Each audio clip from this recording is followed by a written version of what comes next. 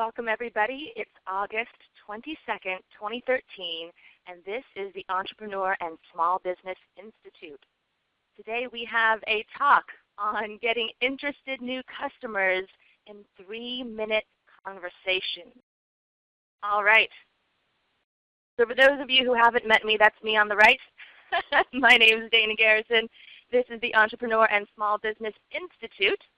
And the training today, the training about helping you get customers with using 3-minute conversations and helping you network even better so that you're coming home with a lot of people who want to talk to you. Who is this training for? This training is for those who want more ease in getting new customers. So getting new customers is usually one of the hardest things to do and also usually one of the most expensive things to do. Customer acquisition is usually one of the most cost-intensive things in a person's business. So I want to teach you a way to do this absolutely for free. And this is for you if you are tired of networking and going out networking and it not producing many results when you come home. So if you go out networking and you're coming home and not a whole lot's happening or not as much as you'd like is happening after the fact, this is what today is for. That is what this training is for. And this is for you if you want a wait list of people wanting to talk to you when you come home. So this is a regular thing for me now, going out to a networking event and coming home with a wait list of people wanting to talk to me. And it's such a beautiful, wonderful experience. It makes networking so much more fun and so much more productive, such a better return on investment of your time and attention. And I want you to have the same experience. So that's who this training is for. And if you haven't met me yet, just a little bit about me, a little bit about my background so you know who's delivering the training today, who your presenter is, and also who is running ESBI. So I'm Dana Garrison. I'm the president of ESBI. And to give you a little bit of background on me so you know a little bit about my street cred, if you will, I am a master's level counselor, and I actually left that field and became a serial entrepreneur. Never knew it, never would have guessed it, but I actually love the whole world of entrepreneurism. And I became a public speaker and a trainer, hence running this training right now. And I teach and train on a lot of different things around business, specifically, usually, how to get your business to grow really quickly and really easily. And something that's worth knowing about me is that I've had chronic Lyme disease for the last 11 years. Now I tell you this because I want to kind of pull the curtain back and kind of give you some quick, deep insight into the more personal side of things about me. And this, I believe, is important because for any of you who know anything about chronic Lyme disease, it gives you chronic fatigue, it gives you insomnia, it gives you brain fog, trouble, it can give you trouble thinking, trouble with clarity and focus. And I already came into the world slightly dyslexic and with ADD, attention deficit disorder. So I've had a lot of things riding against me. And I'm sure that some of you can relate because most of us don't live a life that has, 0 roadblocks. And I want to provide this little bit of insight and this little piece of sort of the personal side behind me because I grew my company to 6 figures in less than a year with all of that going against me. And I travel for 4 months out of every year. And I don't say this to impress you, but to impress upon you that if I can do it, if this girl with chronic Lyme disease and insomnia and ADD and dyslexia can do this, then you can do this too. And I'm not saying that, according to everybody's ethos, that business is easy. What I've had to figure out over time is how to make business easy because I had so much riding against me that I had to figure out a way to simplify business and really boil it down to the core essentials of what is, it's all about, you've heard this before, working smarter and not harder. So what are the most leveraged return on investment activities that I can do with my limited time and energy that's going to give me the most in return? And so the thing that I teach the most and the way that I help people the most really has to do with what's helped me be successful, and that is the secret sauce. My secret sauce is that I worked on my inner game of success and my outer game of success at the same time. And so the outer game of success, I'm calling that, the business intelligence, the business secrets. How do you simplify business? What are the most, highly return on investment activities that you can do? How can you work smarter, not harder? That's outer game of success. Inner game of success, working on the inner blocks that actually hold you back from being successful. We actually come into the world, and many of us, we've got blocks around receiving money. We've grown up around a lot of different messages around money. Money's hard to get. Money's hard to keep. We can't afford that. That's too expensive. These all have an effect on your business. So really working on your inner game and being able to receive money, being able to have, to feel permission for business success and to address any parts of you that are uncomfortable with that. That is hugely important and totally overlooked. Totally overlooked most of the time. And it's because I did both that I was able to succeed so quickly. So that's a little bit of background about me, just so you know kind of, where this is coming from. And it really is going to inform our training today on how do you go out to a networking event or anywhere, forget networking event, a party, on the tube, on the subway, on the Muni. How do you just be around people and end up coming home with a wait list of people that want to talk to you? So that's what this is about today, making the best leveraged use of meeting somebody. And for those of you that are curious, there's the website danagarrison.com if you want to see a little bit more about my background. So the name of the game today is we want to get you new customers. We want to get you more ease with being able to get new customers. And I want to teach you a format for how to come home, like I said, with a wait list of people that want to talk to you. It's a 4-step training, and today we're going to focus on the first step. The first step is the what do you do statement. When people meet you, the first thing they usually ask is, hey, what do you do? It's usually one of the things they ask. And so how you tell people what you do is really important because you want to be able to spark interest and curiosity. You want them to say, wait, what do you do? Wait, how do you do that? Oh my gosh, tell me more. What? So you want that question right afterwards. You want that curiosity sparked. And I'm going to teach you how to do that today. And then in future trainings over the next few weeks, I'll be teaching you the rest of this format, which is after you tell them what you do, you want to be able to give them an appetizer. Give them a taste of what you do, right? Give them a taste of you using the ask method, the ASQ method, the ask method, and I'll teach you that next time. And then we're going to talk about avoiding pitfalls, right? During these conversations, there's a lot of things that can go wrong. And I don't mean terribly wrong, but they can just go in the direction of not working out so that you walk at home with a wait list of people who want to talk to you. So I'm going to teach you how to avoid those pitfalls. And I don't want you to let the conversation take a turn for the worse and then just lose the opportunity. And then we're going to end with book it. How do you get the digits and leave with a wait list of excited interest? So it's a 4-step process, and today we're going to work on what do you do? How do you answer the question, what do you do in such a way that you spark interest and curiosity?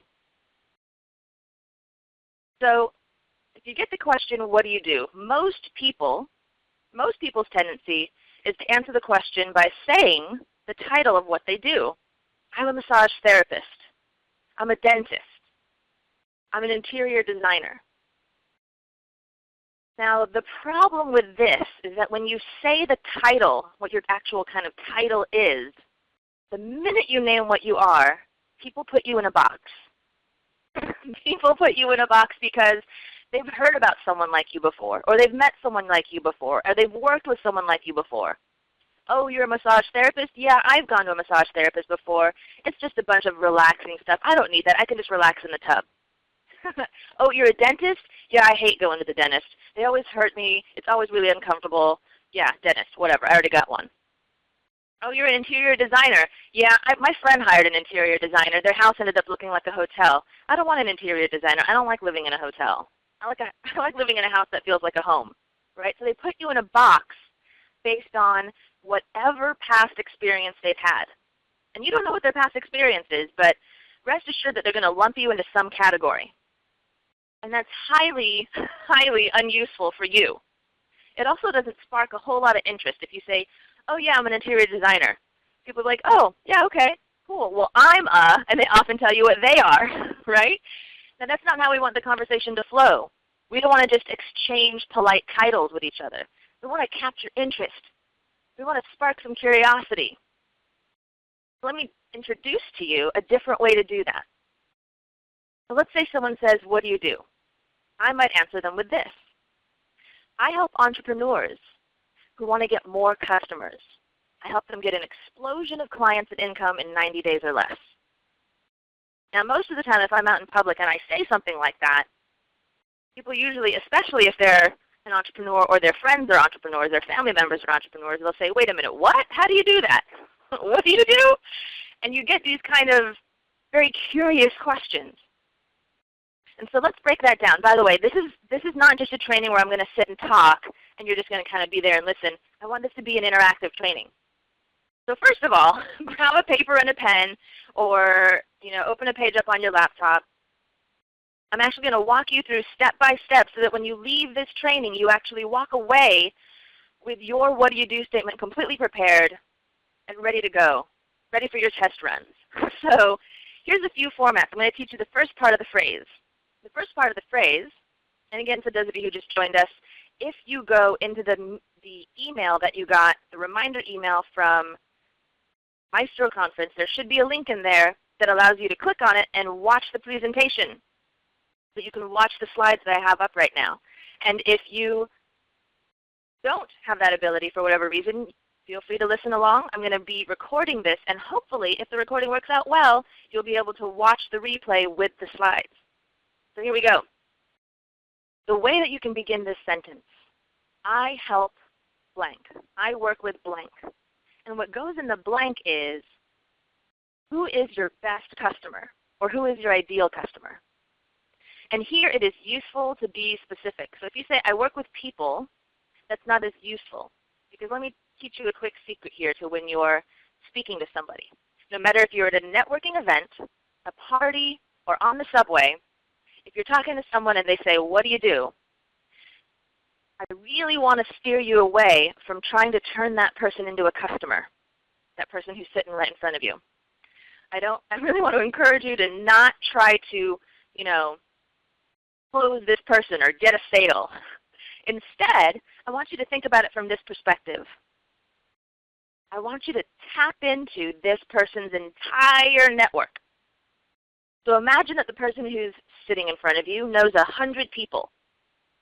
Instead of trying to convert this person into a customer, I'd like to invite you to approach them as an ambassador of their entire network, of the 100 other people they know. You're going to be basically saying what you do so that they can self-select anyone that they know of those 100 people that fits what you do. So the first part of that sentence then is to fill in the blank with who you work with or who you serve as specifically as possible. If you say, I work with people, then the person who's listening to you is going to be like, well, that's the whole 100 people I know. That's a lot of, it's not specific enough, and they can't begin to hone in on who's the right customer for you. So it's much better if you fill in the blank with who you actually work with. So for example, I work with entrepreneurs. Even more specific, I help women 30 and over. I help women aged 30 and over. Another example, I work with people who have aging parents. So anything you can do to get more specific about who you work with. And I know that a lot of us work with a lot of people, but in order to fill in this blank, I want to encourage you to just choose the demographic of your best customer or your ideal customer. So think about who in the past has been some of your best customers, some of your favorites, or who in the future would be some of your favorites. And then fill in that blank. I help entrepreneurs. I work with entrepreneurs. I help women 30 and over. So take a moment. You've got a few different ways to phrase it. I help. I work with. Some people say I serve. Take a moment and jot down who your ideal client your best client often is.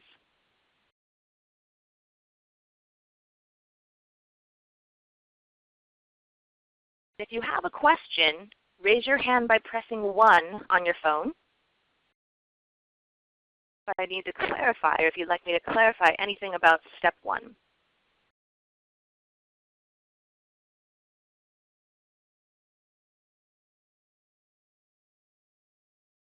Okay, Asha, you're on the air.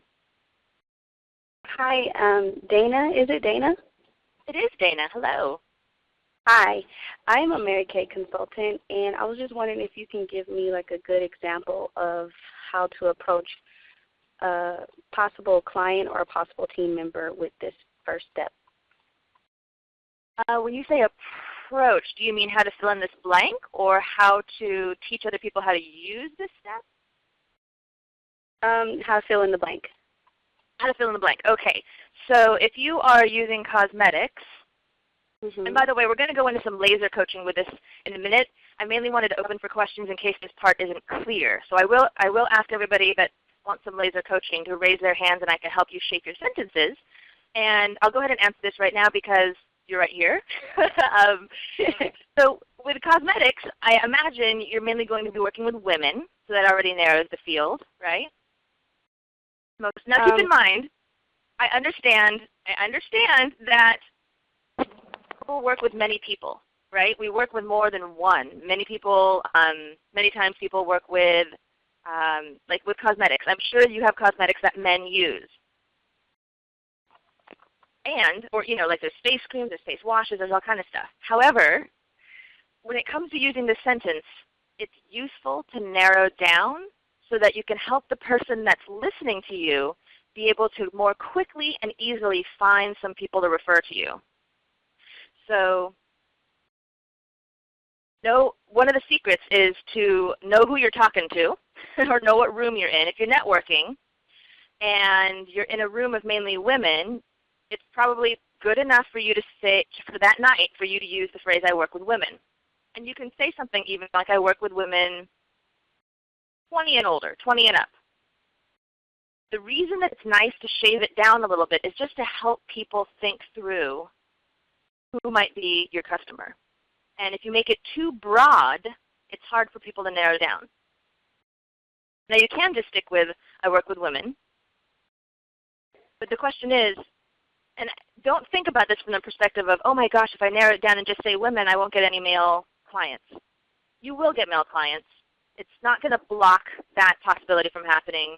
And if you're in a networking event and you're speaking to a man, you can change the sentence in that moment to I work with men, and then say the rest of your sentence.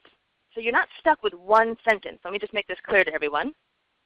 You're not stuck with just one sentence. This sentence is malleable depending on what room you're in or depending on who the person is that's standing in front of you. So one way to narrow that down is to simply just choose, right? And you'll let me just clarify. Let me say it a different way. You'll probably have 2 or 3 versions of this sentence that you're going to keep in your back pocket. And you're going to rotate which one you're using depending on who you're talking to. So right now, Asha, just focus on choosing one example just so you can get through the model and understand how the model works. So for now, can we just say women? Because I'm guessing it's your bigger proportion of customers is women? Are you asking me a question? Yeah. I'm sorry. Is the bigger proportion of your customers women? Predominantly it is women that I will be selling to, yes. Okay, so for now, let's start with that. So I work with women, and if you want to add a little bit more narrowing down to that, you can. Women 20 and older. You might even just say I work with business women if you want to narrow that down in a different way. I'm sure you've heard this before. It is useful, it can be useful to niche down, to have some specific populations that you work with, because then you get kind of known for that. So thank you for that question.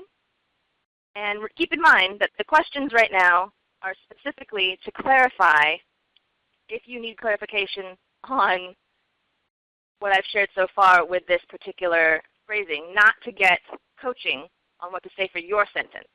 That comes later today. So, Jana, hello. Hi. Hi. It's nice to talk to you in a different context. Hello. Hi. Or I guess it's related, inner game, outer game. So I had a question with the phrasing of if this was too, in this new direction I'm moving, if this wasn't specific enough or out there, which was I serve women who want more creative freedom in their lives. Okay, so the plan for doing laser coaching after we get through teaching the sentences sounds like it's not going to work. So we're going to switch gears, and I'm going to answer some questions on, I'm going to answer a few questions so that you can have clarity on, a little bit more clarity on how to do this part of the sentence before we move on to the next part. So, say that sentence again, love. I serve women who want more creative freedom in their lives. Okay, so we're not to the part where we're talking about what they want. That's next. We're just talking about the population of who you want. So this is a three-part sentence. Right now we're only on part one, which is naming your population. So you named women. Awesome. Great. That's perfect. Okay. Okay, wonderful. Let me put your hand down and come over here to Alan. Hello, Alan. You're on the air.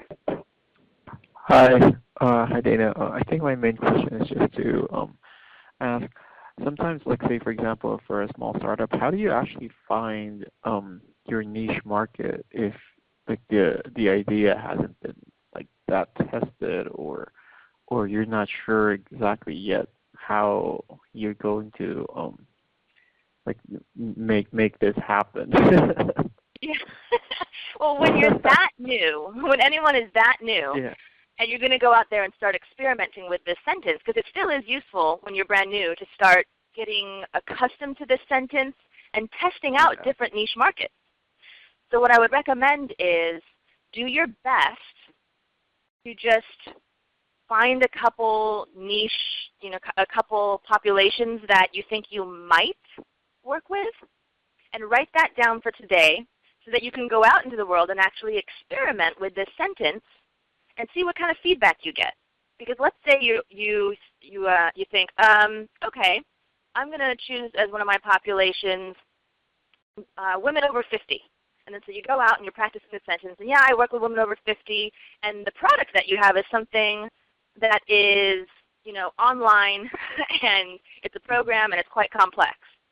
You might notice that as you go out and use a sentence, and you're talking to women over 50, they go, you know what, this doesn't sound like something I'd use. Ha-ha, perfect. So now using this sentence has given you some feedback as to, maybe this isn't the best population for us to work with.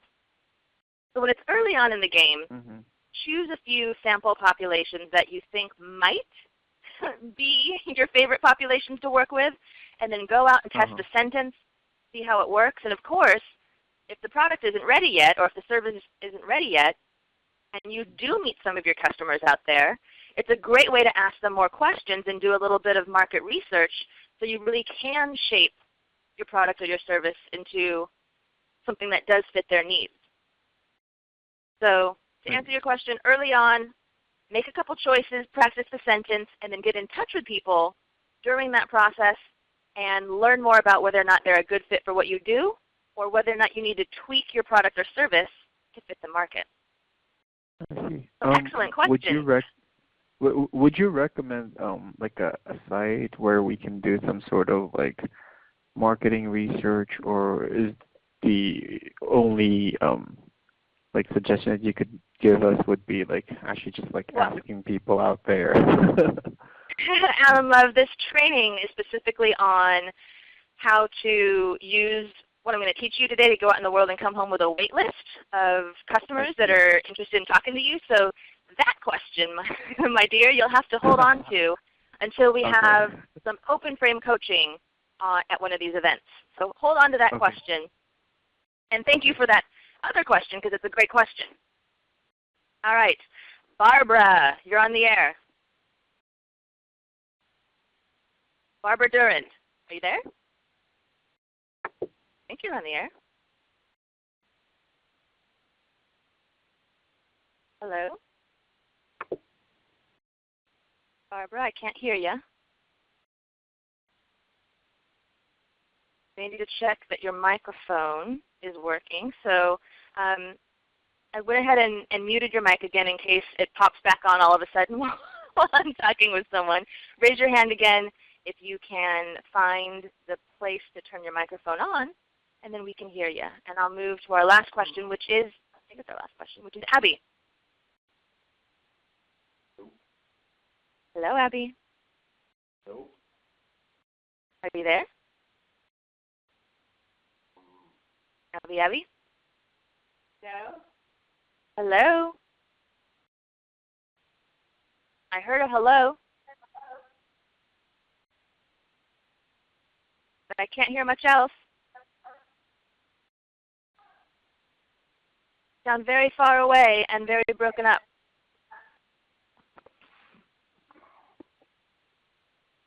All right, apologies, Abby. We cannot hear you. So let's return to our page here.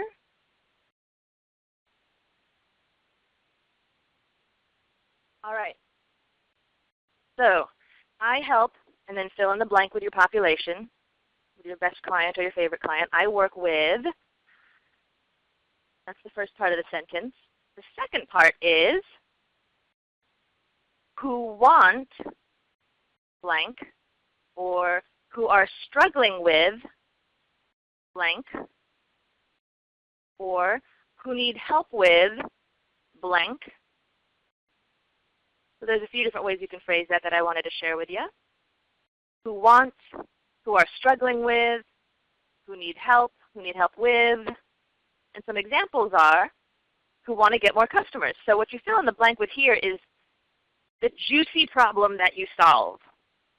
The reason that I use the word juicy is don't make it kind of a small problem or a side problem or not that interesting problem. Name one of the biggest problems that your population has that you actually help with. So for example, who want to get more customers. I work with a lot of entrepreneurs. They want to get a lot more customers. That's a big problem that I can solve for them. I work with women who are over 30 who are struggling to lose weight. Okay? If you help with weight loss, if you help with health in general, weight loss is one of the big things that a lot of people want when it comes to their health. So that's a juicy problem for women over 30 when it comes to working with their health. And if you work with people who have aging parents, you might say, I work with people with aging parents who need help taking care of their loved one. Because when people have aging parents, if you happen to provide some support around helping with in-home help, one of the biggest problems they need is help with taking care of their parents. Because it can be a full-time job. So take a moment, write down what is one of the juicy problems that you solve for your population. And it needs to be a problem that they would think of as a problem, not a problem that you think of as a problem. All right, so think about this from the perspective of your customer. What would they say is one of their biggest problems that you know that you can definitely help with?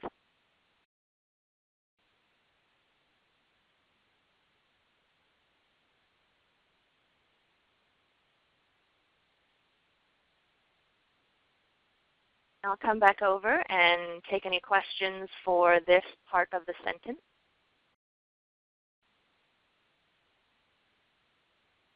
Raise your hand by pressing 1 if you have a question about this part of the sentence.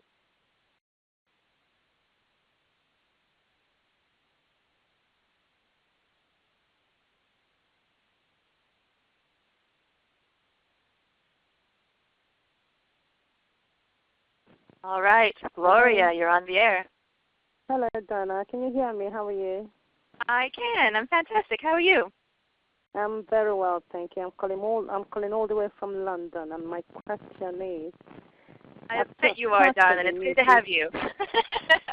Thank you. I don't want to keep it too long on the phone. My question is, I've just started a new business, which is making is mainly for businesses, is providing products, i.e. chocolate mugs. It's providing products that companies can brand with their names and logos on them. I'm just wondering how I can get customers for my products. Now, it's really staticky, so I think, let me just repeat back what I think I heard you say. You provide products that people can burn, B-U-R-N, like with fire? No, that people can personalize. Personalized, gotcha. So keychains, pens, magnets. Yes. Perfect. Okay, so it sounds like you work with businesses. Yes, that's correct. Who want to, in this case, it sounds like you're solving the problem of getting more customers. Because your products, when people walk away with a pen that has the company logo and name and website on it, people lose pens, people lend pens to other people, and so now there's this little piece of your company, this piece of marketing that people use all the time, a pen or a keychain or a bottle opener or the magnet on their fridge that they see all the time, and you're allowing companies to market in people's homes and in people's purses and bags, right? It travels with them. So it sounds like to me you're solving the problem of helping them get more customers. Yeah. Or get more business, or make more money, increase their profits. Because what does marketing do? It gets you more customers. What do customers do? Increase your profits. Grow your company, grow your reach. You get to help more people. So any of those, actually that would be the solution. So the problem then, because we're on the problem part of the sentence, the problem might be I work with companies who are struggling to get enough customers or who want more customers. Okay. Fantastic. Great question. Well done. All right. We've got Jana. Hello, Jana. Hi. So now, I guess my question was more towards this next part. I realized that asking it. It was about the who want part. And I'm wondering if more creative freedom is too vague or like too fluffy. It is. Okay, that's what I thought. Excellent intuition. Yeah, we want to avoid things that are a bit kind of fluffy or whimsical. We want it to be really concrete. And we want it to be in the, ideally, the way that the customer would phrase it if they said it out loud or if they said it in their head. So there's probably not a lot of women walking around saying, how did the phrase go? Want more creative freedom. Yeah, I don't know if they walk around thinking, gosh darn it, really wish I had some more creative freedom right now. Okay. So,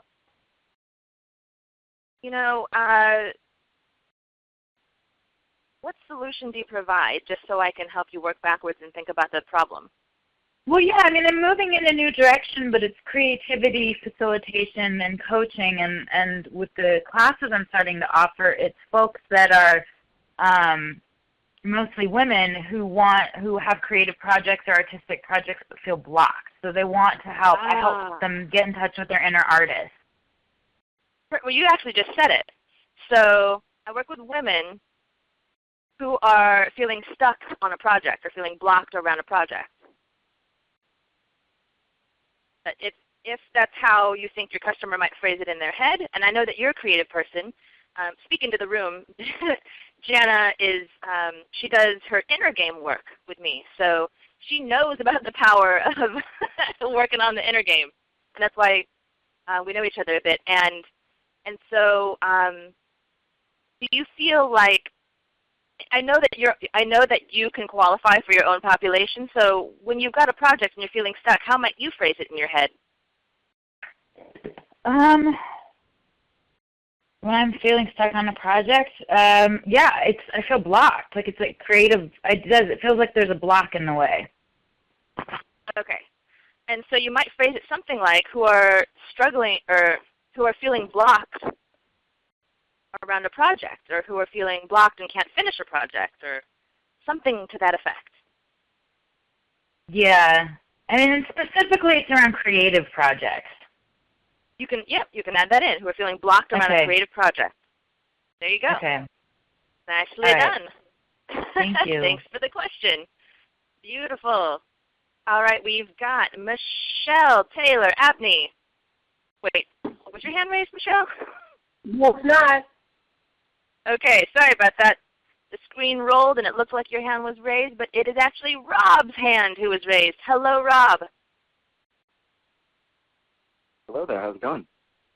Good. How are you? Good. So I kind of wanted to know how to simplify a wide business set. So basically I'm doing financial services for startups and small businesses, but that doesn't really ring a bell with a lot of the newly formed tech companies or a lot of the startups who think that that just means making sure you have money in the bank, right? So I've noticed that in discussions, it takes me a little bit longer to kind of get to an issue that they didn't realize was part of that total business set that we can help with. Like, for instance, collecting from their customers or things like that. How do you get to that faster when there's like 7 or 8? Rob, you came to the perfect place. This is exactly what today's this whole method that I'm going to teach you over the next number of weeks, and starting with today's piece, is perfect for what you need. Because exactly what I said earlier in the training today was, when you say what you do, which is I work, financial services, people go, oh yeah, I know what that is. I don't need that. And so you never want to say your title. Instead, okay, so you work with, is your population startups? Is that who you might say sometimes? Primarily startups, or even more specifically their founders or their CEOs, et cetera. Ooh, perfect. I work with founders and CEOs of startups who, and then the problem that you solve, you said normally it takes you a while in conversation to get there, but what is some of the most common things that people go, ooh, you do that? I didn't know you did that. One of them is collect money from customers. What else? Right. I guess the other is that the main one? It's not. The problem is that I'll do budgets, or I'll do budget variances, or I'll do projections, and for them that's kind of like, oh wait, I forgot that I needed that, or I forgot that that's something that I haven't been doing. So it's not like I can just say a keyword and they go, oh yeah, I totally need that. It's almost like reminding them that they needed it first and then telling them that we do it, that actually gets that light going on.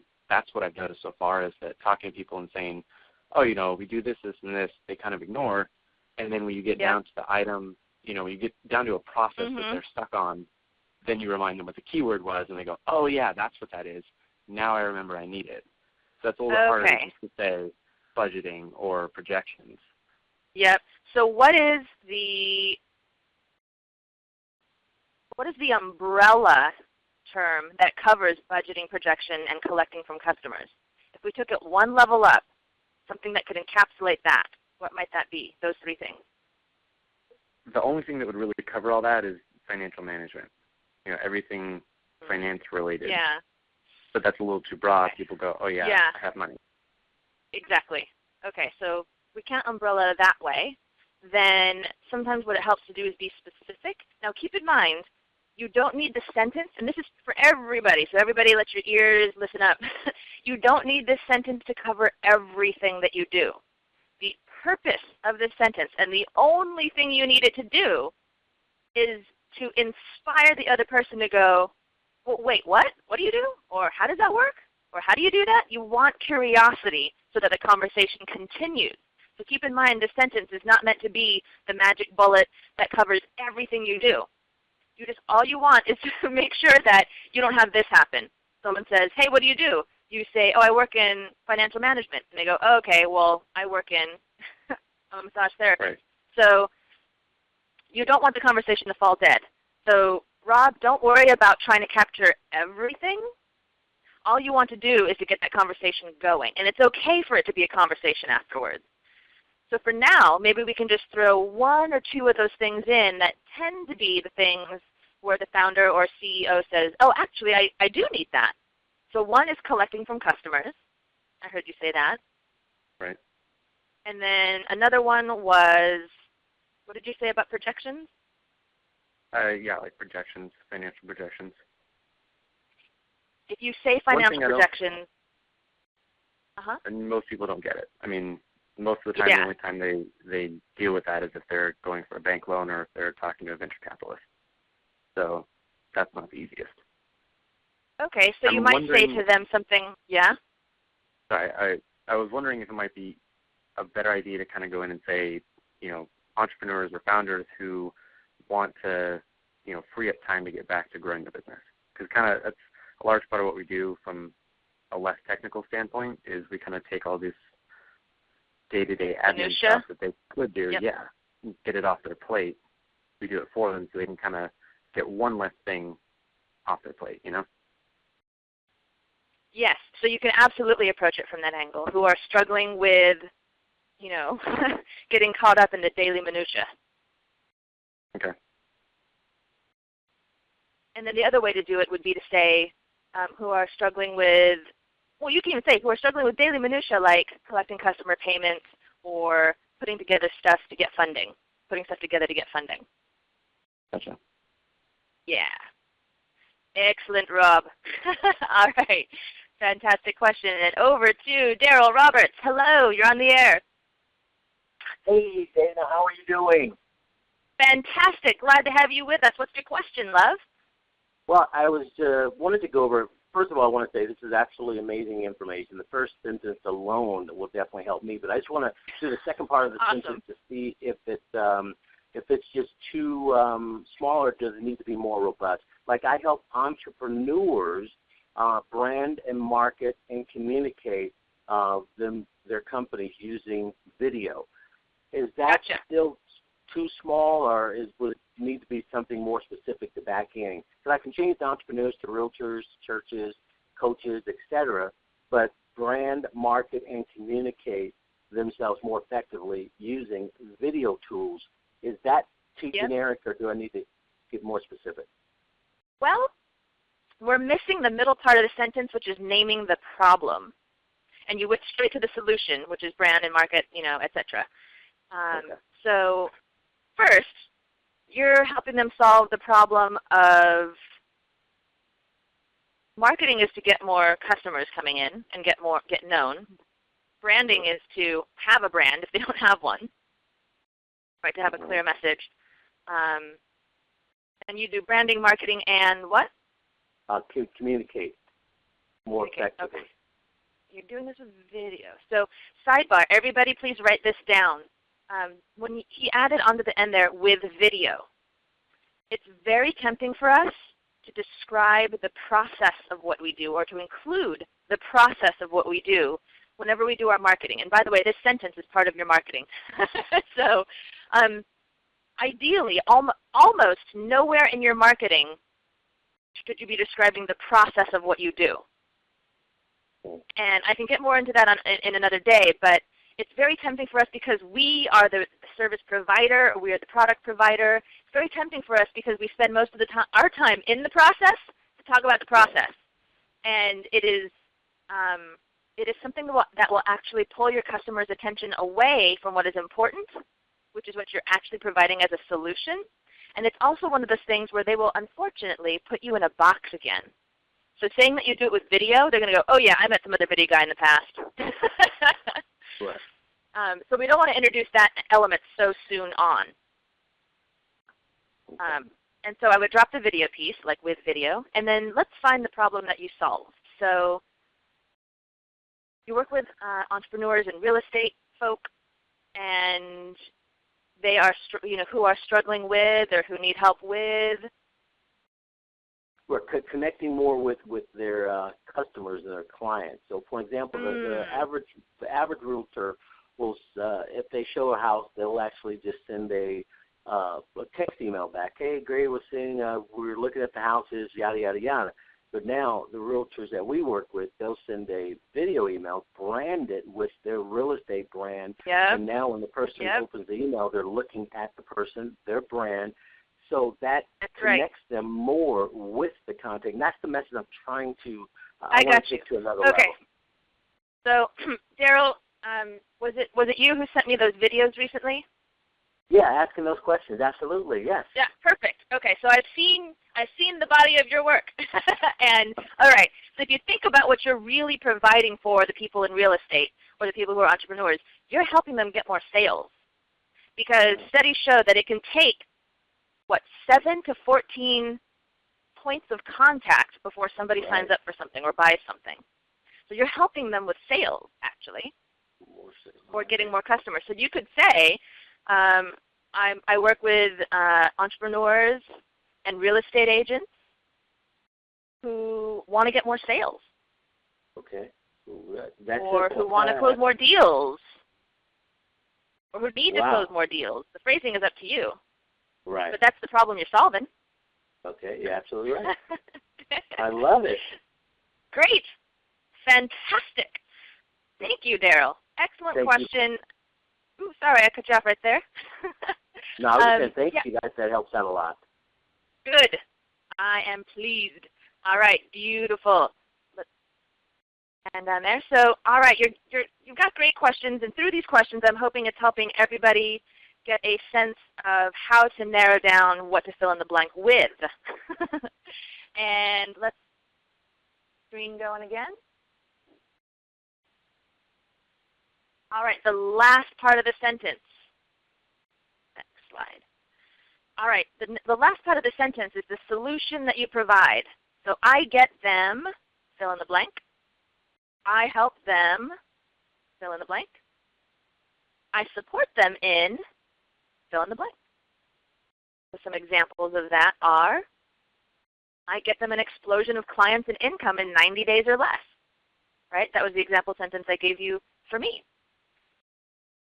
For the person who helps women 30 and over who are struggling to lose weight, I help them reach their goal weight and keep it off for good.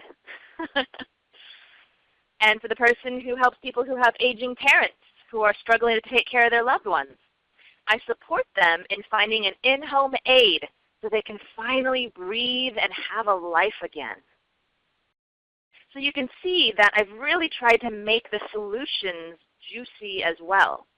And I'll give you some tips for how to extra juicify your solutions. If you have any numbers that you can throw in, that's always useful. So if you can say something like, I help them reach the six-figure mark, 6 figures, or I help them increase their profits by this many percent, right? And you can put a number in there. Or I've got a number of days. I help you get an explosion of clients and income in 90 days or less. So numbers are nice to help make it juicy. And also you'll notice how emotional the solution can be. I help them reach their goal weight and keep it off for good. Now if you think about what people want when they lose weight, it's not only to lose it. You've heard the problem over and over again of yo-yo dieting and of getting the weight back later. So you can see how this solution would be extremely juicy for someone who wants to lose weight.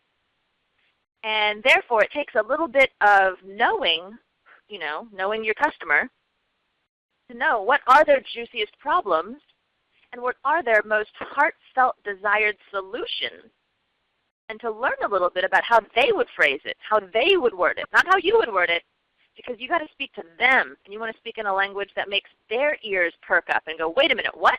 What did you just say? That's exactly what I want. Get out of my head. Oh my gosh, I got to talk to you. That's exactly the response that you want when you've actually found a person who would be your client. And then, of course, I support them in finding an in-home aid so they can finally breathe and have a life again. Because if you know anything about what it is to be taking care of an aging parent while going to work and possibly having kids of your own, you've got no life. You're barely sleeping. You don't have time to eat and shower. It is crazy. So that's why being able to know your population helps you create a sentence that really speaks to them, to the heart of their problem and to the exact solution they've been hoping for and dreaming for. So let's come back to the group. Raise your hand if you would like help with the last part of your sentence. We'll do some laser coaching. And I'll give you a moment, of course, to come up with some ideas so that you have a moment to think before you raise your hand.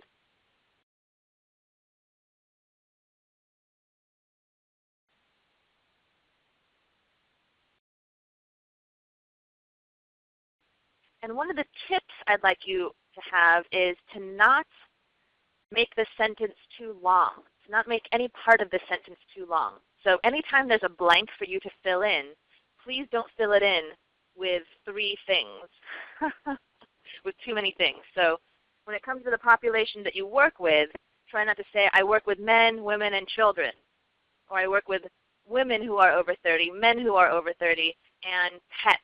It's just, once you have a list that gets that long, the person you're talking to can't track what you're saying anymore. Therefore, you cannot tap into the 100 people they know, and therefore they cannot refer 5 people to you all of a sudden. So try to keep it as succinct as possible. When you name the problem, try to name only 1 problem, maybe 2, if you're able to name 2 problems while still keeping that part of the sentence short and concise. When it comes to the solution, try to make it as succinct and concise as possible.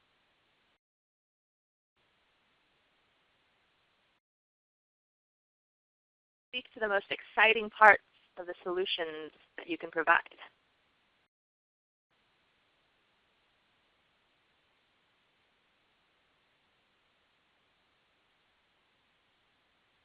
Raise your hand by pressing 1 if you'd like some laser coaching. I've got Priya on the air. Hi, Priya. Hi, how are you doing? Fantastic. How are you? I'm doing good. You can hear me clearly? Very clearly, actually. Nice, nice. Yeah, so Dana, basically, my question is that based on your experience, which are some of the words which have really worked in when you're putting in these sentences? What are some of the words that are the most useful? Is that what you said? Yes. Or what are some of the words which are really which have really worked? Yeah. Well, why don't you give me, are you working on the last part of your sentence here? Yes. So my background is basically I create websites and I help people get customers on their website. Mm-hmm. And okay. Hello? So clearly you're probably working with entrepreneurs and business owners. Correct. Is that true? Okay. And you're building a website for them, right? Yes. And so the problem that they have is either they don't have a website or they have no, most of them they have a website. Okay, yeah. So is it all about wanting to update their website? Their website's outdated or old? I think it's more towards getting something out of their website. When you say getting something out of their website, do you mean making it be able to help them get a mailing list going or help them get some signups? So a lot of them, they want more traffic on the website. Mm-hmm. Okay. Okay, and, so it sounds like yes. So part of the problem that you're answering or helping with is you work with business owners who are struggling to get traffic to their website. Correct. Okay, so if it were me, I might start my sentence that way. And I help them. Now, do you have like a certain amount of time that you tend to work with people, like 60 days or 90 days? I would say like about 3 months. Okay, 90 days, great. So you could say something like, now is there a certain amount of, like can you double their traffic usually? Or triple yes. it? Yes. Oh, hot. Okay, so you wanted to find some words that are hot and sexy and juicy. You can say things like, I help them triple their traffic in 90 days or less. Amazing, amazing. Okay. Mm-hmm. There you go. So if I heard somebody say that sentence at a networking event, there's a lot of people that I'd be like, ooh, I know a lot of people who want to talk to you. So that's a very hot sentence, Priya. Oh. All right. Okay. Thank you so much, Dana. Yeah, that really hit it right where I wanted it. Oh, perfect. I'm so pleased.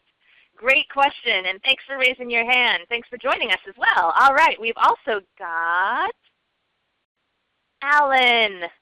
Alan, Hi hello, again. you're on the air. Hi, Dana, again. Hi. I guess like my main question would be, what if, say for example, you have competitors going for the same field, or say for example you are kind of marketing for the network of people that they have, right? And say for example they say, oh, like I know someone who's doing exactly the same thing, or he's doing great work, or blah blah, or something like that, you know. Great question.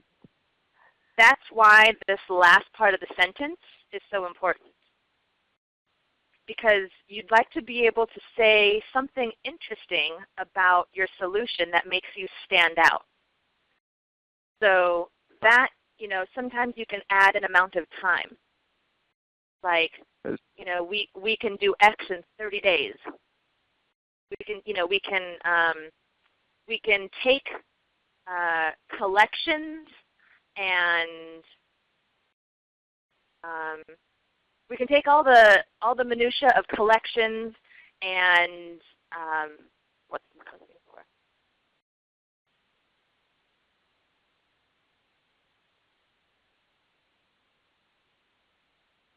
Even if I just painted the example with that one thing. So we take all the work of collections off their hands in 30 days or less, or we put all their collections in a system so they never have to look at it again. And it's always being done. And that's a little bit verbose, but I'm trying to give you this example of how you can make it stand out. Because yeah, okay, other people might handle collections too, but what makes you interesting? What can you say that makes you stand out a little bit, that you're a little different? I see. And part of that is sometimes being able to look back at what you've done in the past and collect some data from it, or figure out some data like, did we triple their this? Did we double their that? Did we do this in half the time? Did we increase, because we took over their collections, did we get them 33% more revenue than when they were trying to do it by themselves? So what is, say, for example, like I'm sorry, please go. When it comes to angel funding, you know, do we tend to get people angel funding in half the time than if they try to do it alone? I see. So say for example, if you have I'm sure say for example, if you have like those guarantee, like say for example 90 days or less, or 30 days or less, right? And most likely, of course, like they might ask like two main questions, right? One would be, is that like a guaranteed thing? Or second question would be, I guess, how would you actually do that, right? So I guess sort of like it's a twofold. Working with that is what's going to be coming in the future trainings. So if you were here for the part where I showed you the 4 color bars of how this is going to work, and I taught you, there's one color bar that says, sidestepping pitfalls, how to avoid pitfalls. That's one of the pitfalls to avoid, is when they say, how do you do this? Because that's not one of the questions you want to be answering at a networking event. I'll just tell you, sneak peek into future training. That is not one of the questions you want to be answering at a networking event. Ideally, this conversation is only going to take 5 minutes. Well, the whole entire process. So you're gonna start this. You can do it in 3 minutes. The 3-minute piece that I was really naming today is just this sentence. It's really 1 minute, because it takes less than a minute to say this sentence. But you say this sentence, and then the ideal process includes just a very short conversation at the networking event, and then hooking up outside of the networking event to do a deeper conversation.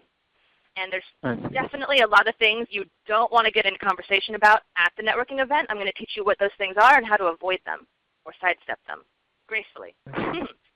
And one of them is, how do you do that? So, and when it comes to things like, is that a guarantee? it doesn't have to be a guarantee. You can say, it's not a guarantee, that's just the usual results we get for people. Or you can say, well, that's a guarantee so long as you you wouldn't say this at a networking event. You would say, yeah, it's a guarantee. We can talk about how that works later.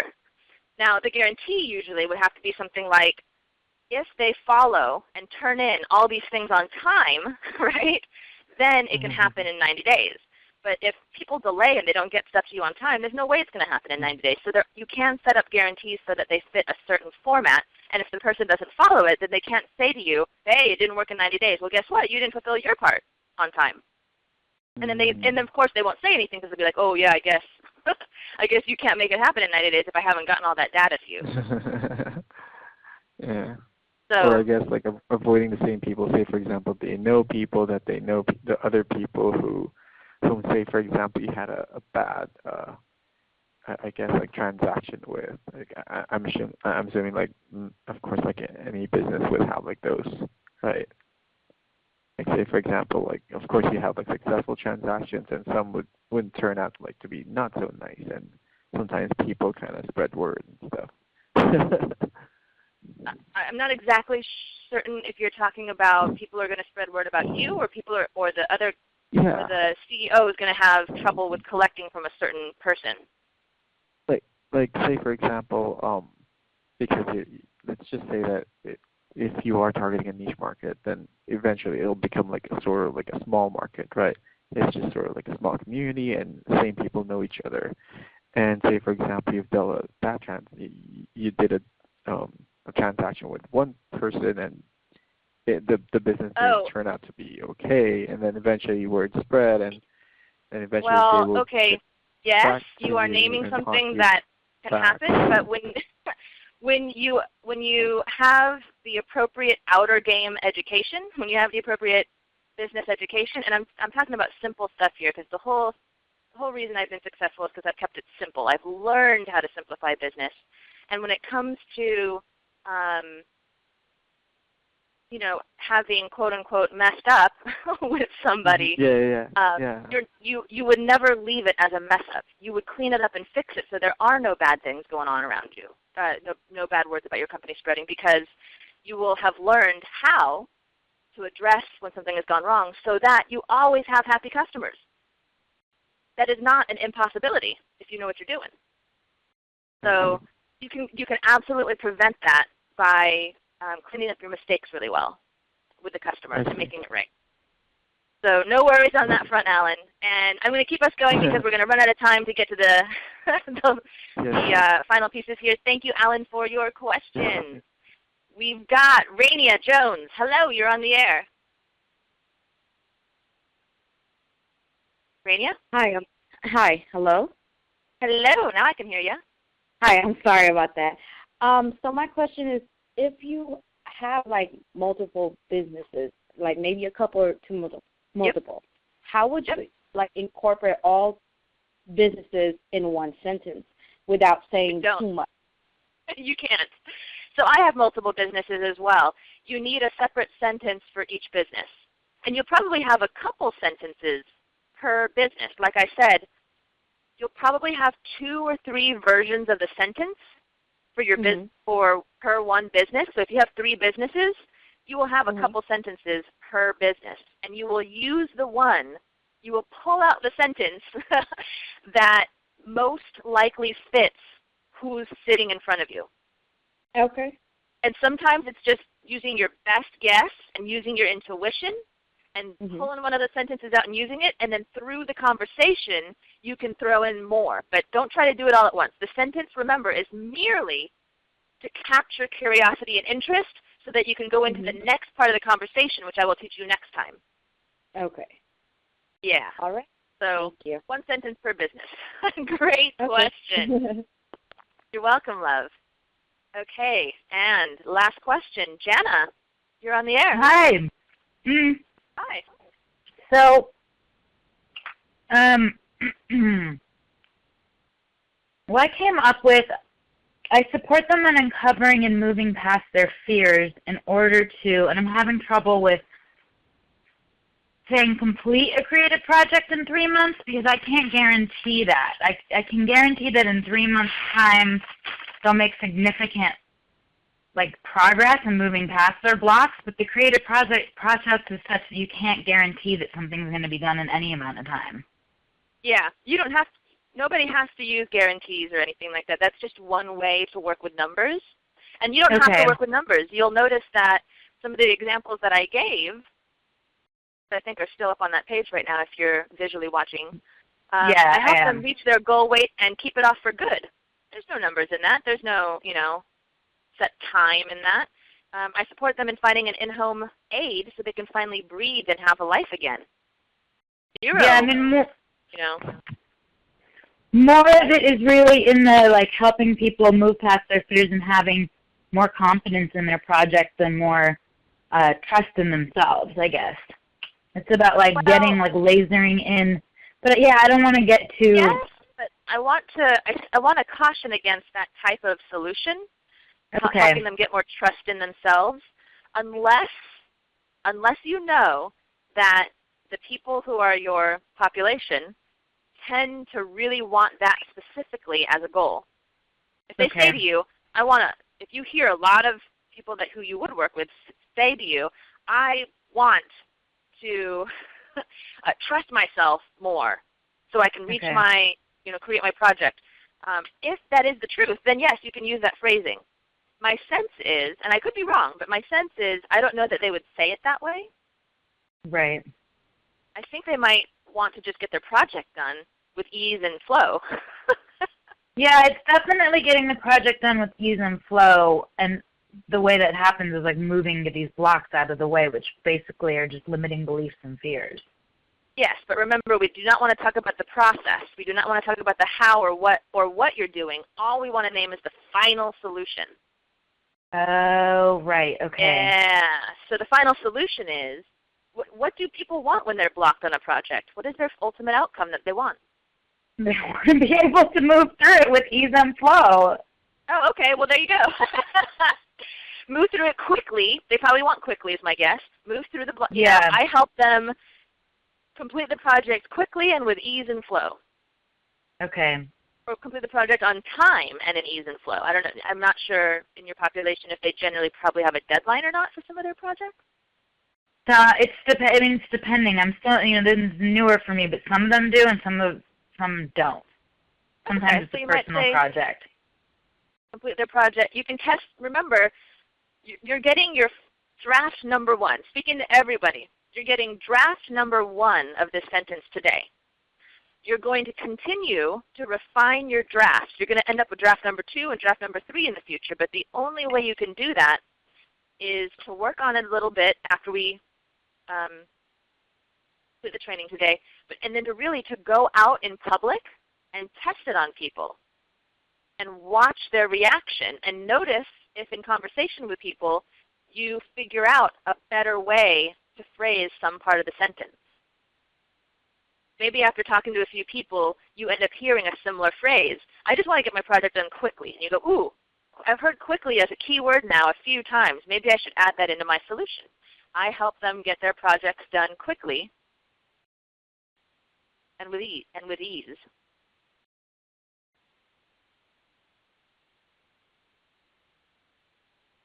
Maybe you end up hearing the word with grace all the time. For some reason your population uses the word grace a lot. Then you might change your sentence to, I help them get their projects done with ease and grace. Right? It's all about using the kind of thought patterns and language that your customers would actually use. You want to use their lingo, not yours.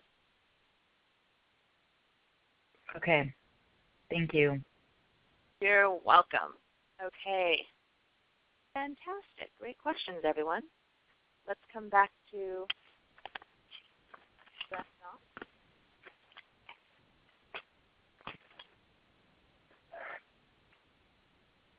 Okay. So now you've got the full sentence.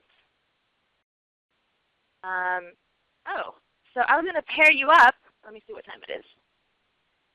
I was going to pair you up so you can get a little bit of feedback from somebody in the group and test it out. Now, I am using a system that allows me to put you in pairs. And let's see if we can get that to work. So here we go. Let me give this a shot.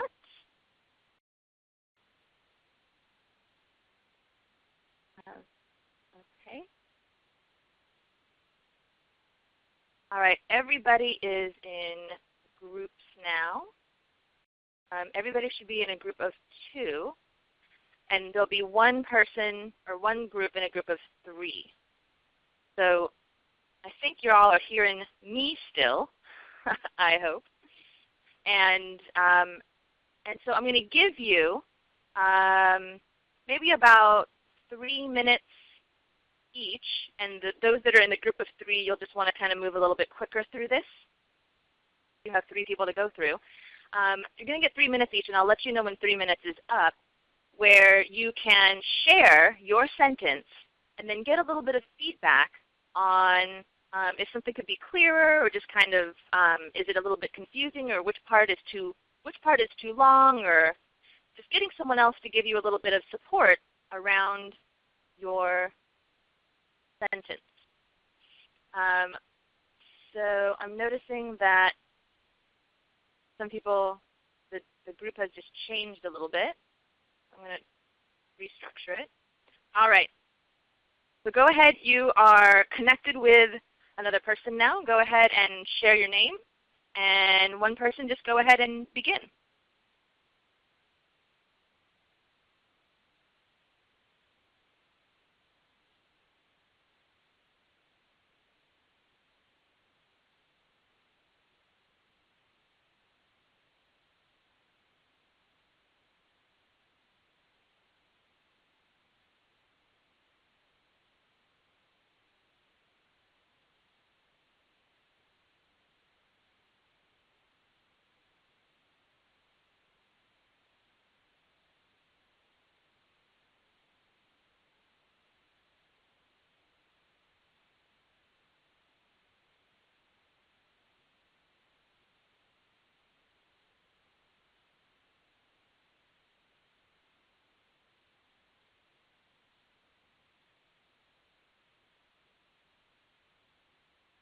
All right, everyone. I just realized that some folks, I think, don't have their mics on. They're calling in from maybe Skype or something like that. I just remembered that I unmuted people and it didn't work. So I'm actually going to take us out of our groups for the moment.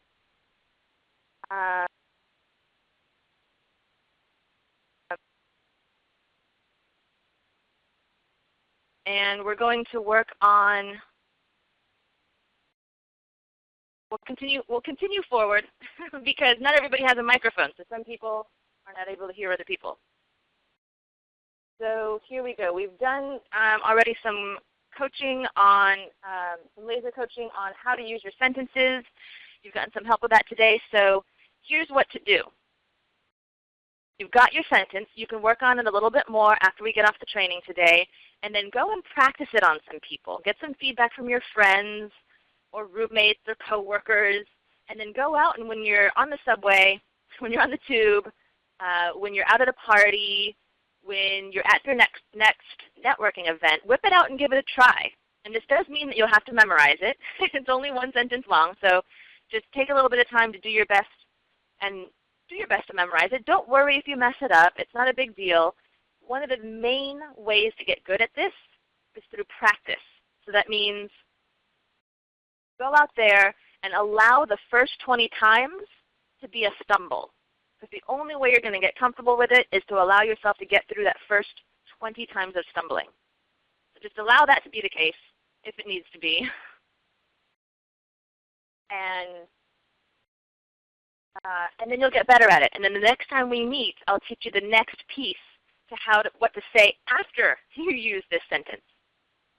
So whip out a piece of paper and a pen, or if you're at your computer, I'm going to give you a few awesome things, a few awesome resources to work with.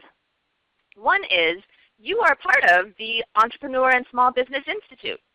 And I want to introduce a website to you, which is www.esbinstitute.com. and ESB stands for Entrepreneur Small Business, so ESBinstitute.com.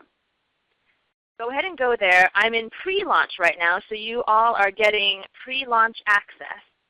This is a members site for all of us who are members of the Entrepreneur and Small Business Institute. And there you will have access to free video training and audio trainings on business. I'm going to do my best to record the trainings that we do so that if you have to leave early, if something weird happened, if you couldn't see the visuals, some of them will get posted up on there, and you'll have a chance to either see it for the first time or see it again in review. And you're also going to get invited to private live trainings. So another reason you want to be on there is to get invited to private live trainings. And you're going to have the chance to win gifts and prizes in our drawings and contests. Now we're going to start that contest today. So after you've written down esbinstitute.com or open another tab on your browser, ESB, Entrepreneur and Small Business, esbinstitute.com, then I'm going to introduce the contest that we're going to have. So it's going to be a raffle, and you're going to get tickets. You're going to get entries into this raffle. And here's how you can get the entries, all free. Number one,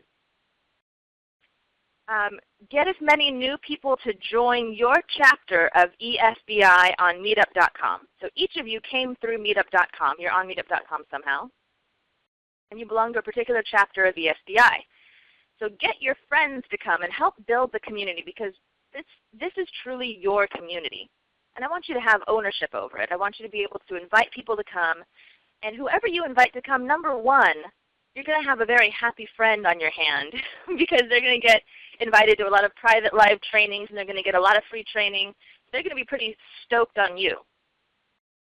Number two, you're going to grow the community. And that means, number one, having your tribe and your friends with you as you come along and grow your business. And number two, you are bringing more people into the community, which means more people to network with. When we have the events, even online, there's going to be opportunities to network. Once we figure out, I'm going to make sure that everybody has, I'm going to send instructions next time to make sure that people have their microphones working so that we can network when we're on these calls, because I can break you up into groups.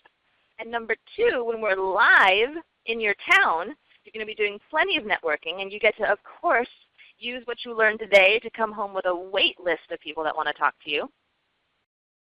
So get your friends to come and join your chapter of ESBI on meetup.com, and then email us the names of your friends at info, I-N-F-O, as in information, info@danagarrison.com.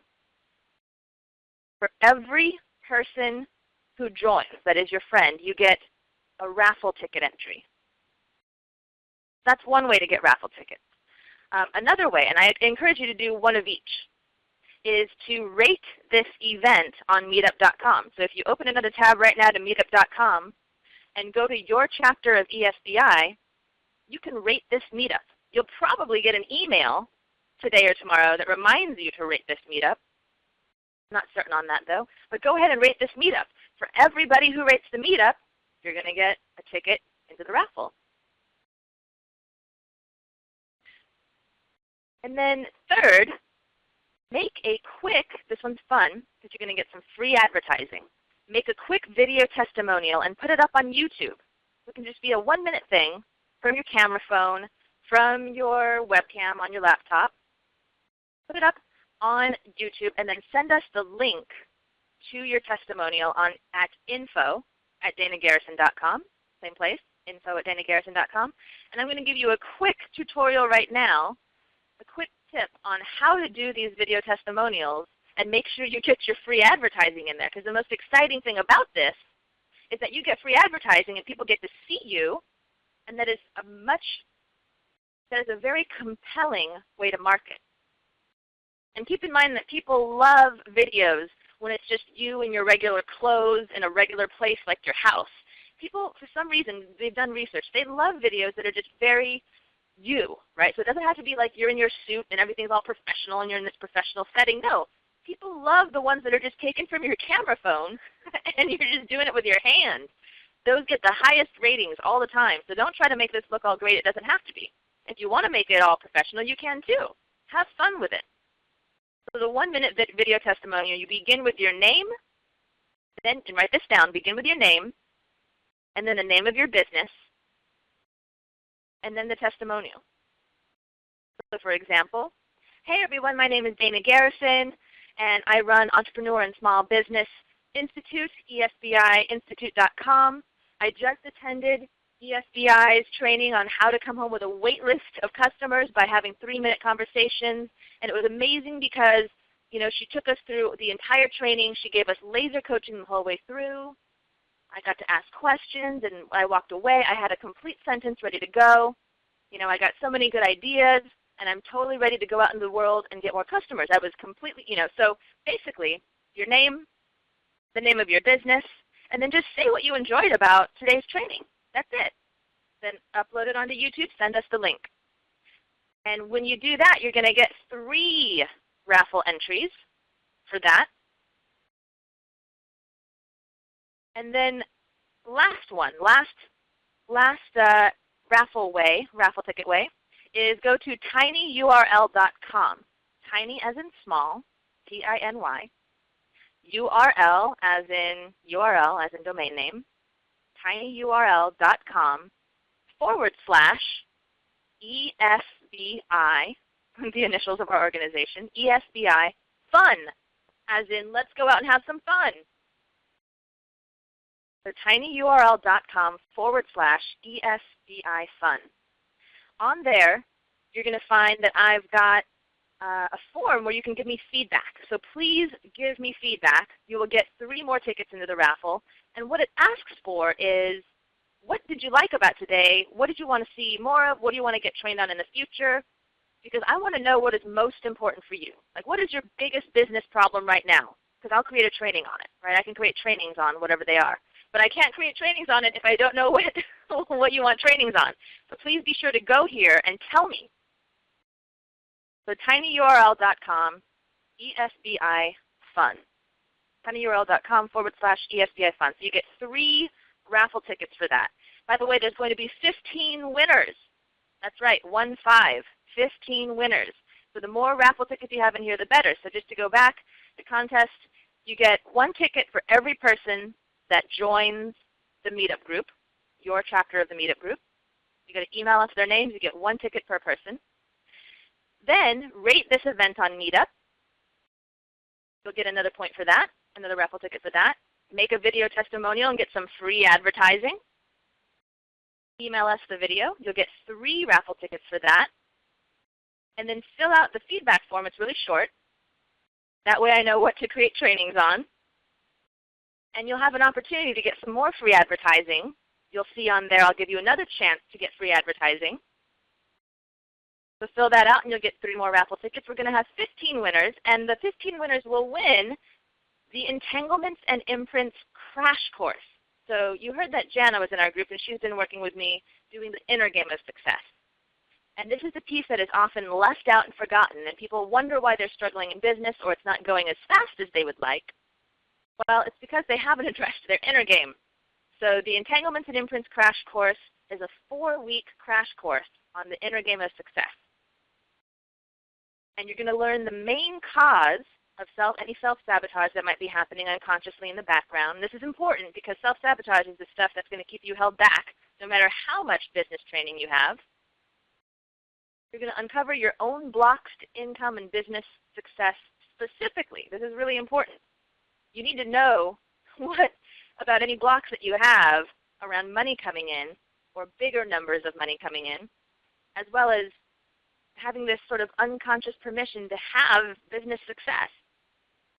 If you haven't addressed this, no matter how good you are in business, it's not going to happen. That's what I've learned. That's what I've seen. And then there's also going to be a grand prize winner who gets all of that, plus they get to be a featured business. So when you're a featured business at the SBI, you get to tell the whole room who you are and what you do, what it is that you offer. So that's a whole other moment of free advertising. So do all those things. You've got 4 things to do. It's going to get you raffle tickets for a contest.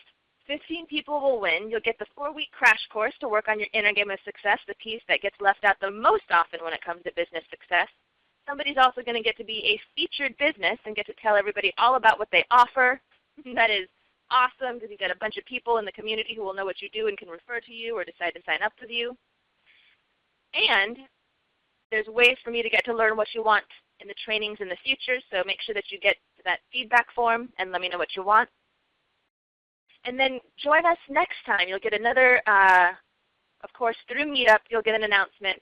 And through the ESBI community, you'll get an announcement that names our next training, because it's one thing to have this sentence.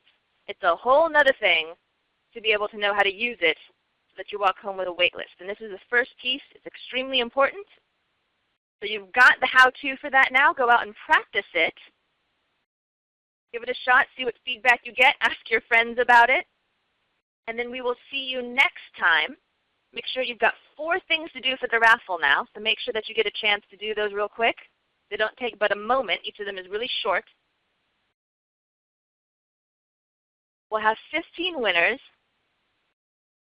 And thank you so much for joining us today. It has been an absolute pleasure. It's nice to have everybody here from all around the world. We've got a nice community growing. And yes, we will be having live events at each location. And until next time, go out there and have a blast playing with your sentences, getting some feedback, and entering yourself into our raffle. We will announce the winners in the week to come. So go out there and have a blast, everybody, and we will see you next time. Everybody be well and take care. Bye now.